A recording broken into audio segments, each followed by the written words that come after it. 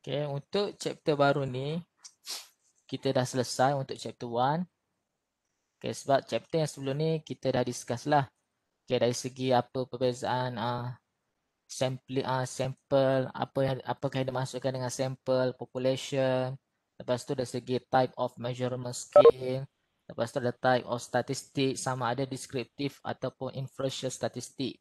Okay, jadi untuk hari ni, today, okay, we can proceed for the next chapter lah, data presentation. Okay, data presentation ni actually represent for the descriptive statistic. Okay, like I said before lah. Sebelum ni, kita diperkenalkan statistik ada dua, iaitu descriptive statistic and then the other one is inference statistic. Kalau descriptive statistic, we discuss about the profile respondent. Okay, contohnya kita nak dapatkan nilai bagi frekuensi, cumulative frekuensi ataupun total respondent. Okay, berdasarkan in terms of their background, sama ada gender ataupun education ataupun age or something like that lah. Usually about the respondent profile lah. Okay, kalau yang melibatkan inference statistik, basically kita cuma dapatkan nilai mean, median, mode, standard deviation. Okay, and sometimes if we do more than that, for example, for the degree level, we doing for the regression analysis, ANOVA or any method related with them, kita akan testing normality lah. Tapi kalau untuk this level, we just discuss about the how to construct the table. Okay, how to construct a frequency table. Okay, itu adalah part of the descriptive statistic lah. Okay, part of descriptive statistic. Jadi untuk descriptive statistik ni sebenarnya lebih kepada untuk kita tahu dari segi overview of the responder that we collect. Okay, maknanya kita nak tahu dari segi keseluruhan responden ni macam mana daripada hasil data yang kita kutip. Okay, sebab sebelum ni kita ada dua jenis lah data, sama ada kita akan guna primary data ataupun secondary data lah kan. Jadi kalau primary data tu maksudnya untuk first hand. Maksudnya mana-mana researcher perlu dapatkan sendiri maklumat. Usually we use the questionnaire lah for an instrument to collect the data. Okay, kalau untuk secondary data, we get the data from any sources. Okay, from the original source. Okay, for example, we collect the data from the Jabatan Perangkaan. Okay, Department of Statistics ke or any departments lah yang related with the data. Okay, based on scope of the study. Okay. Tu kalau kita buat kajian melibatkan data lah. Okay, jadi untuk kuantitatif data ni, okay, kalau kualitatif, okay, sebelum ni kita ada dua jenis juga. Kualitatif data, satu lagi kuantitatif data. Okay, kalau kualitatif data, selalunya melibatkan dari segi pengalaman, experience, ataupun berdasarkan pemerhatian, observation, ataupun melalui interview. Okay, yang saya pernah bagi contoh aktiviti harimau ke, interview dengan orang asli ke, yang sebelum ni kan. Jadi kita tak boleh nak dapatkan data dalam bentuk data. Yang tu kita panggil kualitatif. Kalau untuk kuantitatif data, berdasarkan daripada secondary data ataupun primary data. Jadi untuk kuantitatif data ni, kita boleh terbahagi pula kepada dua, descriptive ataupun inference. Tapi untuk this chapter, data representation ni adalah berkaitan untuk descriptive statistik lah, untuk kita dapatkan frekuensi. Okay, frekuensi bagi the whole of the sample. Okay. Jadi untuk construct frequency table ni ataupun sesetengah yang panggil contingency table ataupun ada yang panggil cross classification lah. Okay, sebenarnya nama yang sama lah, nama yang sama. Okay, untuk frequency table. Okay, sama ada contingency table ataupun cross classification. Okay, sinonim dengan frequency table ni lah. Okay, lepas tu barulah kita draw pie chart, bar chart and component bar chart for visual report and presentation. Okay, untuk draw pie chart, bar chart, component ni adalah part of descriptive statistik. Okay, untuk deskriptif ni, macam saya explain tadi lah, selalunya untuk kita dapat the whole idea. Okay, whole of the sample. Okay, kita recap balik yang sebelum ni, ada 6 step of the problem solving. Okay, first, researcher perlu dah identify the research problem. Okay, kaji dahulu research apa yang nak dibuat. Okay, berdasarkan daripada pemerhatian ataupun daripada sumber lain.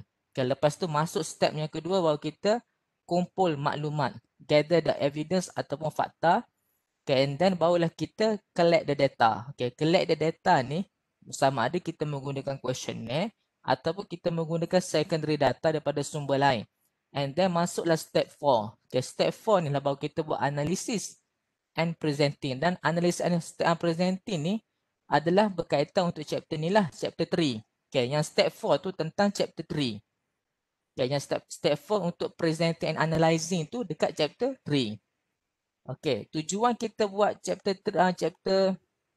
untuk step 4 ni untuk kita dapatkan maklumat. Oh, biasanya. Okey, apa ya? Okey, untuk kita dapatkan maklumat tentang overview of the respondent tu lah. Okey, bila kita dapat maklumat berdasarkan finding yang kita peroleh tu, okey, kita dah ada information lah. Kita dah ada information, barulah kita boleh bantu untuk decision maker membuat keputusan. Okey, kalau katakanlah kita buat kajian tentang perbandingan antara lelaki dan perempuan. Okay, perspektif between the male and female towards the service quality. Okey, jadi kita kena compare lah antara lelaki dan perempuan dan kita pun buatlah analisis. Okay, using descriptive statistic. Okay, descriptive statistic akan tunjuklah frekuensi berapa bilangan lelaki dan berapa bilangan perempuan. Okey, daripada situ kita tengok, okey, kebanyakan lelaki lebih positif terhadap servis yang disediakan berbanding kaum wanita.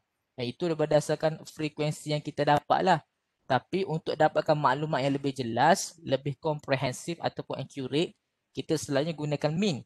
Tapi untuk this data representation ni sekadar untuk kita dapatkan tentang keadaan sebenar, exact value. Okay, contoh kalau kita nak dapatkan, nak compare in terms of education level. Okay, kita boleh tahulah daripada education tu SPM berapa responden, diploma ada berapa responden, degree ada berapa responden. Okay, daripada situ kita boleh tahu. Okay, jadi cuba bila sebelum kita nak dapatkan data tu, pastikan sampel teknik yang digunakan tu mestilah tepat. Okay, yang untuk sampel teknik tu saya rasa ada dibincangkan nantilah untuk next chapter nanti. Untuk next chapter nantilah. Untuk buat masa sekarang ni lebih kepada data presentation dululah. Okay, nanti untuk sampel nanti kita akan, untuk next chapter kita akan discuss how to determine the sample size. Macam mana kita nak dapatkan sample size. Lepas tu sampling teknik apakah yang sesuai. Okay, yang tu adalah akan dibincangkan untuk next chapter lah. Tapi kita follow ikut DCI dululah. Okay, and then barulah kita organize and graph quantitative data such as stem and leaf plot, histogram or GIF and so on lah. Okay, yang ni, kalau yang ni mungkin histogram tu pernah biasa dengar lah waktu dulu. Ya, histogram, bar chart ke, plot bar chart ke, ataupun line chart tu pernah dengar lah. Tapi yang ni mungkin tak biasa lagi kan, yang stem and leaf plot ni. Okay, and then we use this graph to understand the problem reflected in data distribution and make a decision. Okay, lebih kurang macam ni lah yang atas. Okay, next. Okay, yang ni dah ada lah. Okay, saya memang explain yang overview dekat learning outcome sahajalah. Okay, ni adalah contoh bagi vertical bar chart. Okay, ni axis S, ni axis Y. Okay, yang ni tahulah kan, ni Y, ni S, yang ni vertical. Kalau yang satu lagi horizontal bar chart tu dekat sini lah. Horizontal. Okay, selalu je. Okay, ini cluster bar chart. Kalau yang stack bar chart, dia ada satu lagi. Dalam figure ni ada lagi. Kalau stack bar chart macam ni lah. Okay, ni stack. Dia ada lagi. Okay, yang ni contoh company. Yang ni A. Okay, yang bawah ni adalah B. Okay, yang ni contoh lah. Ni stack bar chart yang bawah ni. Yang sini tak ada lah sini. Yang tepi-tepi ni tak ada. Kalau yang ada 3 double line ataupun 2 double ataupun lebih, dia panggil cluster bar chart. Kalau yang ada yang chart yang ada tindih-tindih atas tu dia panggil stack bar chart. Okay, yang ni tak apa ni. Yang ni boleh tengok dekat Word pun ada. Dekat Microsoft Excel tu kan dia ada lah. Okay, contohnya lagi, kalau untuk presentation ni, saya cuma nak kongsi sedikit lah. Kalau untuk presentation dari segi baca pie chart ni, bila nanti kalau katakanlah Awak semua dah habis kan, dah graduate. Okay, katalah ada yang sambung belajar, dia tak sambung belajar. Saya nak bagi pendedahan, nak kongsi sedikit lah. Okay, kalau awak ada kepakaran menggunakan metod software, okay, software Tableau, okay, Tableau, Tableau software ni memang sangat kira sangat untung lah, sebabnya peluang untuk dapat kerja di dekat bank ke, mana-mana bank ke, ataupun mana-mana finance company ke, memang dia sangat-sangat menggalakkan lah kalau ada graduan yang pakar dalam menggunakan software Tableau. Tableau ni dari segi outputnya dalam bentuk chart tadi lah.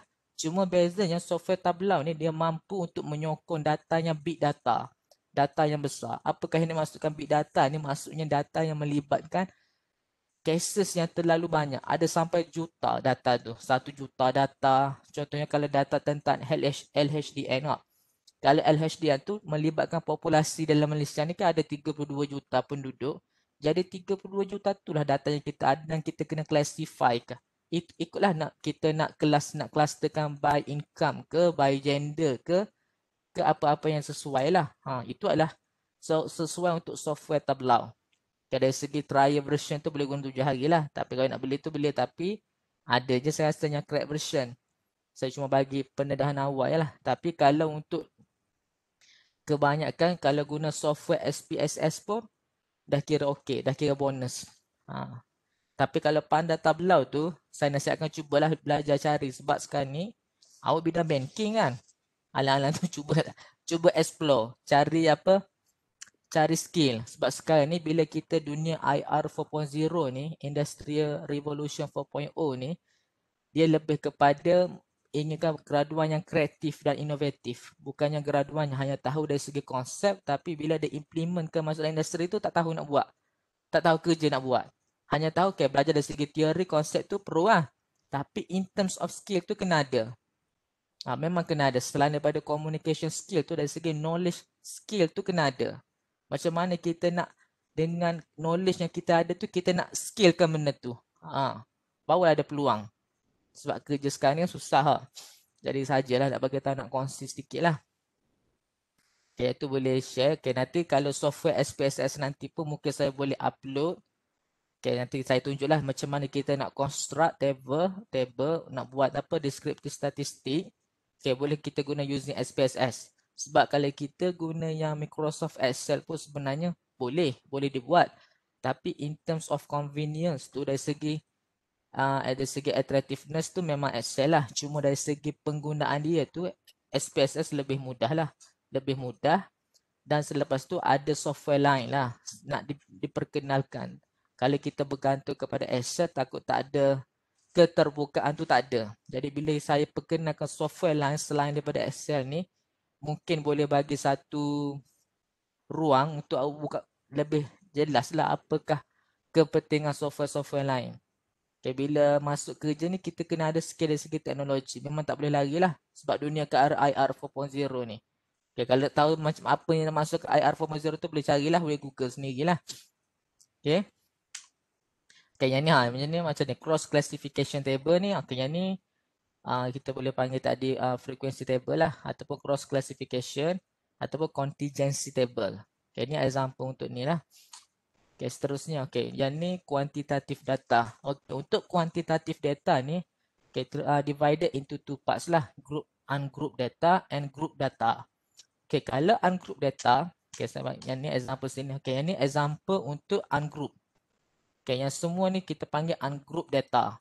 Data yang belum tersusun, belum organize. Tapi kalau data yang dah dalam tabulate, dalam table, okay, macam ni, kita panggil group data.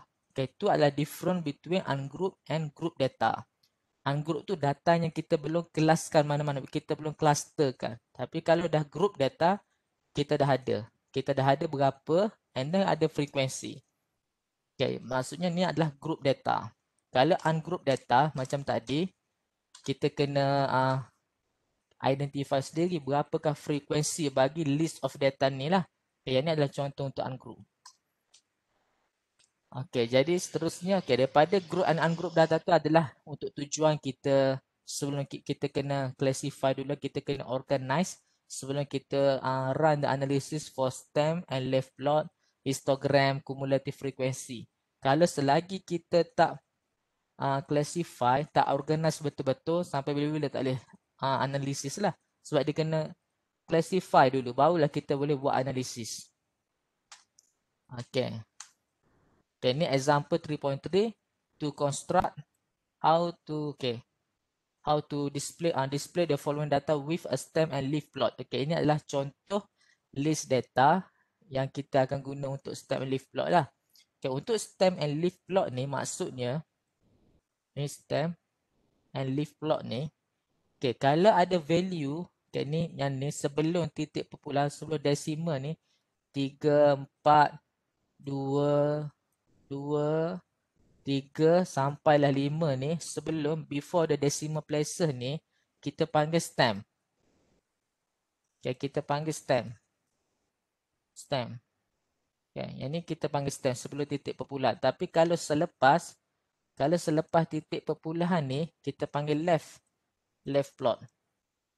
Okay, maksudnya kalau yang 4, 4, 5, 3, 7 yang nilai selepas pada decimal ni kita panggil stem and leaf plot. Tapi method ni hanya relevan untuk decimal places sahajalah. Okay, yang makna kalau yang contohnya 34, 45 ke 23 tak ada decimal places, tak sesuai lah untuk stem and leaf plot. Sebab stem and leaf plot ni method ni hanya untuk value yang ada decimal sahaja. Okay, value yang ada decimal sahaja. Okay, kalau katakanlah 34.1. Okay, jadi yang 34 ni kita panggil stem. Okay, yang ni panggil stem. Kalau yang selepas decimal places ni kita panggil leaf plot. Okay, tu beza antara stem and leaf plot. Tapi bila kita nak construct plot ni, okay, kita kena construct table macam ni lah. Okay, ni stem and ni leaf. Okay, jadi untuk stem ni kita kena organize, kena susung, arrange from the lowest, okay, 2, sampailah the highest 5. Okay, ini berdasarkan list data tadi lah. Okay, kalau kita tengok sini, kita tengok pada stem. Nilai yang paling rendah mana? 2 kan? Okay, ni nilai yang paling rendah. 2, 2. Lepas tu yang paling tinggi 5. Jadi kita pun kena susun lah stem ni. 2 sampailah 5. From lowest to highest. Dan selepas tu barulah daripada sini from left to right tu paling highest. Okay, paling right tu paling highest. Okay, 2, 3. Maksudnya 2.3. 2.3. Yang ni 2 sini 4, maksud 2.4. 2.7. Okay, kita check. Ada tak? 2.3, 2.4, 2.7. Tengok pada previous. Okay, yang ni adalah 2.3. Lepas tu ada 2.4. Lepas tu ada 2.7. Itulah maksud dia. Itulah macam mana kita nak construct the table lah untuk stem and leaf plot ni. Kalau yang seterusnya untuk 3. Okay, 3 ada 3.4 tu ada 2 kali. Maksudnya 3.4, 3.4, 3.6, 3.8. Maksudnya 3.4 ni ada 2 kali. Kita check betul lah. 3.4 ada 2 kali. Okay, ni. 1. Satu lagi. 2. Okay, maksudnya 3.4 ni ada 2. 3.4. Lepas tu ada 3.6, 3.8. Okay, tengok balik result. Okay, sama. Okay, dan begitulah seterusnya. Kalau untuk 5, ada berapa? 5.1 and 5.9. Okay, ni ada. Ni 5.9, ada 5.1.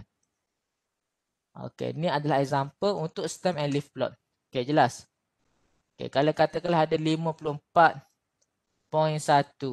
Maksudnya, sini 54, sini 1 lah.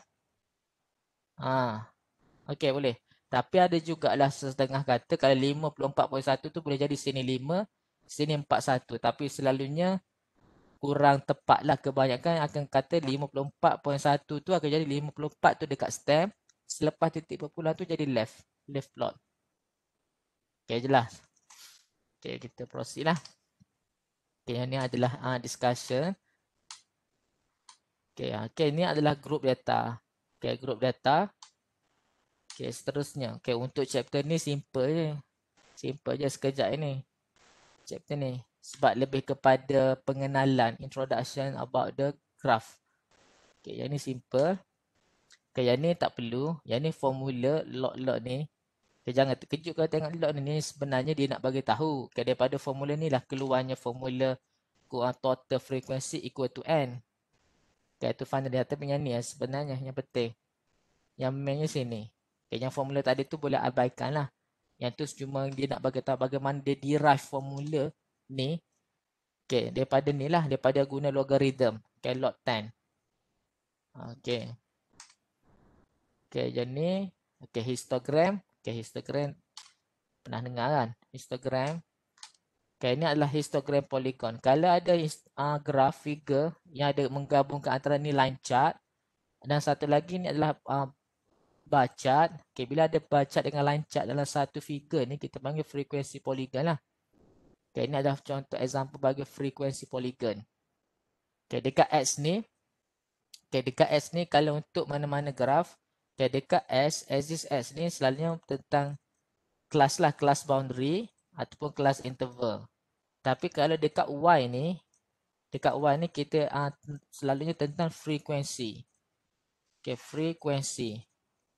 Satu lagi ataupun kumulatif. Kumulatif frekuensi. Okay, kumulatif frekuensi.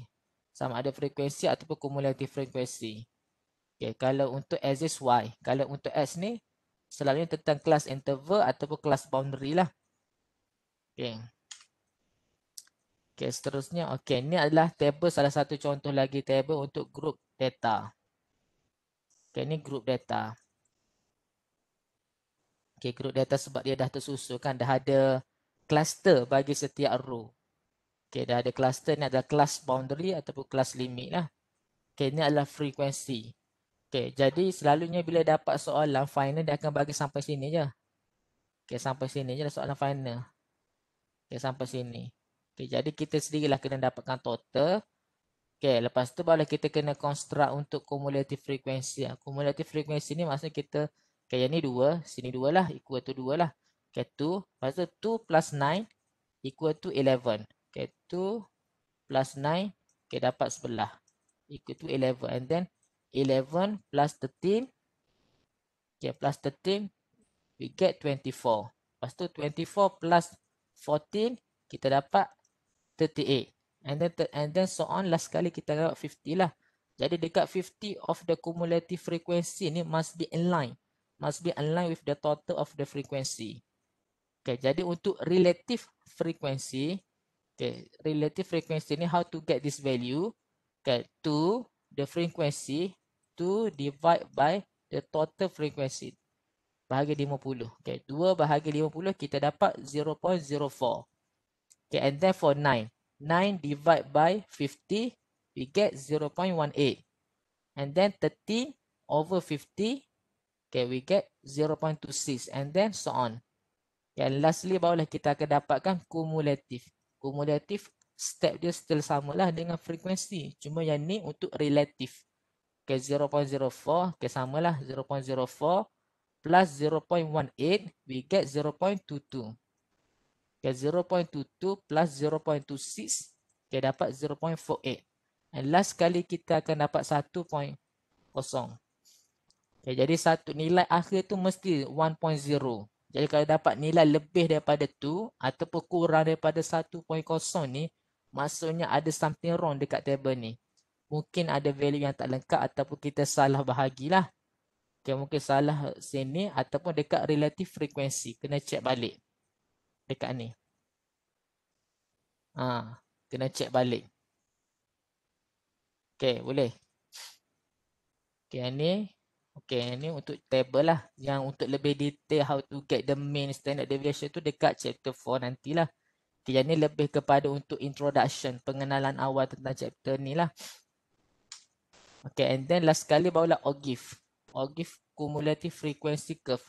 Kalau untuk OGIF ni, dia akan plot dia akan jadi macam ni, graf dia.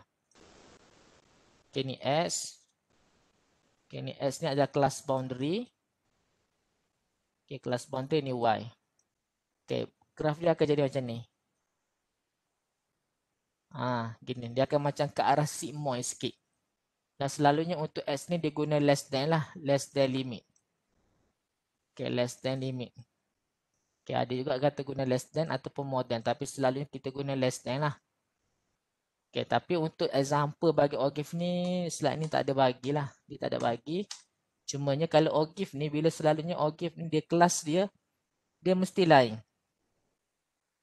Contohnya macam ni lah. Kalau kita sini dekat kelas lah 27 hingga 29. Second class start dengan value yang sama 29 hingga 31. Tapi kalau OGIF dia tak jadi bertindih lah. Dia akan jadi kalau kelas pertama tu 27 hingga 29. Maksudnya untuk second class tu akan jadi 30. Okay, 30 hingga 32. Okay, range tu samalah. C dia mesti sama.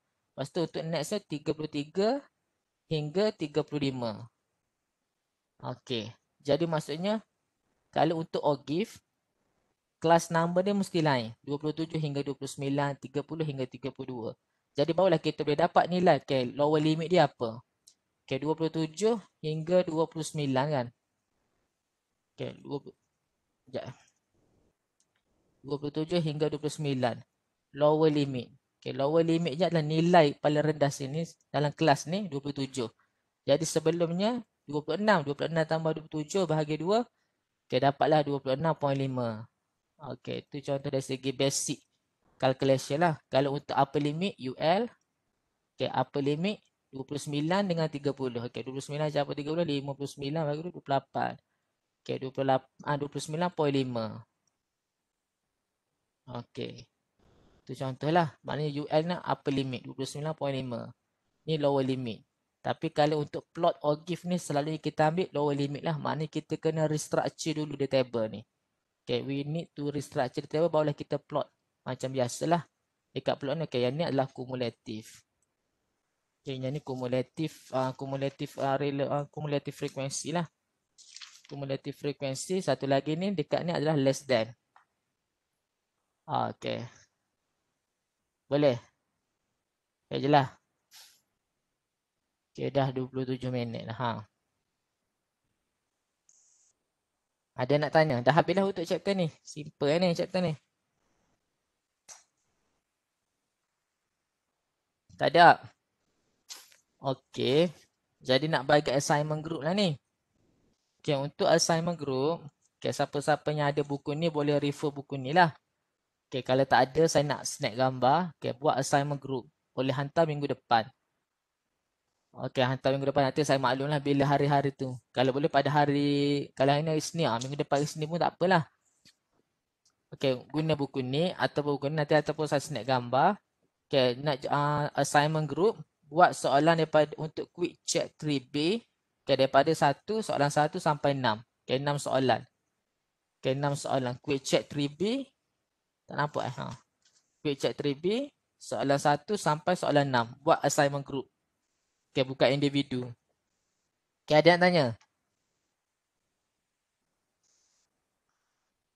Ada yang tanya ke semua? Macam mana? Ada ke tak ada ni? Kalau attendance dah ada isi 40 orang lah. Yang masuk ni 42. Semua masuk ada nak tanya? Kalau tak clear boleh je tanya dalam WhatsApp. Takut malu lah ni. Malu ramai ni kelas ni, ramai pemalu lah.